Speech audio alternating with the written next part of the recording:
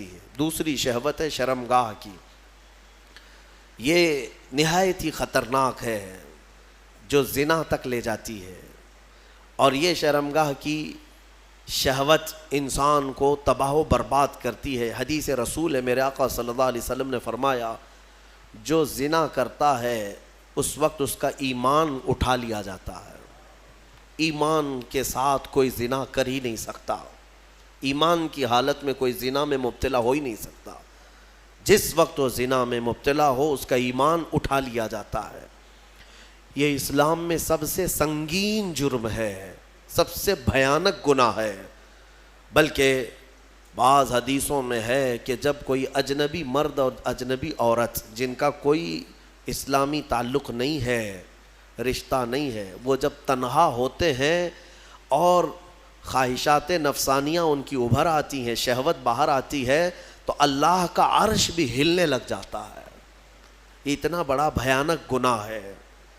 اللہ تبارک و تعالی سخت ترین عذاب ان لوگوں کو دے گا جو زنا میں مبتلا ہیں، بلکہ ایک روایت یہ ملتی ہے قیامت کے دن وہ لوگ آئیں گے جو زنا میں مبتلا تھے اور انہیں ننگا لایا جائے گا، اور ان کی شرمگاہوں پر لوہے کے سلاخوں سے فرشتے آگ تپا کر کے داغ رہے ہوں گے ان کی شرمگاہوں کو، وہ عورتیں ہوں یا مرد ہوں، ان کو تپایا جا رہا ہوگا، اور اس کی بدبو اس قدر سخت ہوگی کہ پورے اہل محشر ان سے پریشان ہو چکے ہوں گے۔ ان کے شرمگاہوں سے بدبو بہت تیز نکلے گی۔ یہ وہ لوگ ہوں گے جن کو بھرے محشر میں بتایا جائے گا کہ یہ لوگ اپنی شرمگاہوں کی حفاظت نہیں کرتے تھے، یہ زنا جیسے گناہ میں مبتلا تھے۔ میرے عزیزو، قرآن کیا کہتا ہے؟ وَلَا تَقْرَبُوا الزِّنَا، تم زنا تو دور کی بات ہے، اس سے قریب تک بھی مت جاؤ، قریب تک بھی مت جاؤ۔ قریب جانے کا مطلب کیا ہے؟ آنکھوں سے، اور اس کے بعد زبان سے۔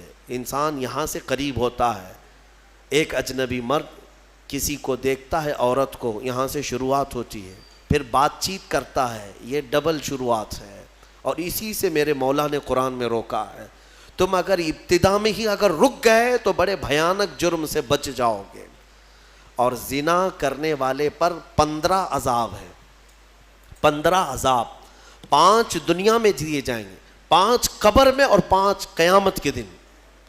5 جو دنیا میں دیے جائیں گے وہی سخت ہیں کہ اس کے چہرے کا نور ختم کر دیا جائے گا، اس کا رزق ہٹا دیا جائے گا، اس کی اولاد سے صالح اولاد ختم کر دی جائے گی، نسل خراب ہو جائے گی۔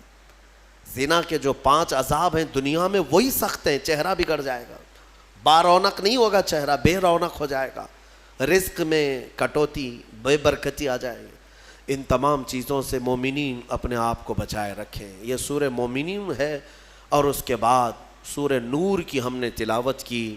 سورہ نور میں اللہ تبارک و تعالیٰ نے یہی زنا کی مذمت بیان کی۔ شروع کی آیتیں ہیں کہ ایک اجنبی مرد یا عورت زنا کر لیں۔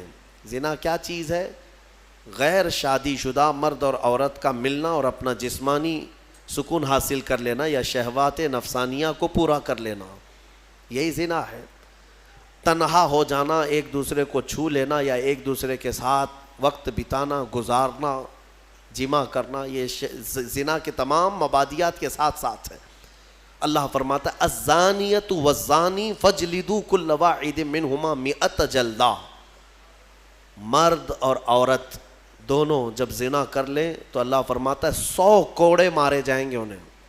اسلامی حکومت ہو تو 100 کوڑے مارے جائیں گے، اور سب کے سامنے مارے جائیں گے۔ وَلَا تَأْخُذْكُمْ بِهِمَا رَأْفَةٌ فِي دِينِ اللَّهِ إِن كُنتُمْ تُؤْمِنُونَ بِاللَّهِ وَالْيَوْمِ الْآخِرِ۔ مولا فرماتا ہے ان لوگوں کے بارے میں اپنے دل میں ذرا برابر بھی نرمی مت لاؤ اگر تم اللہ پر اور قیامت پر یقین رکھتے ہو۔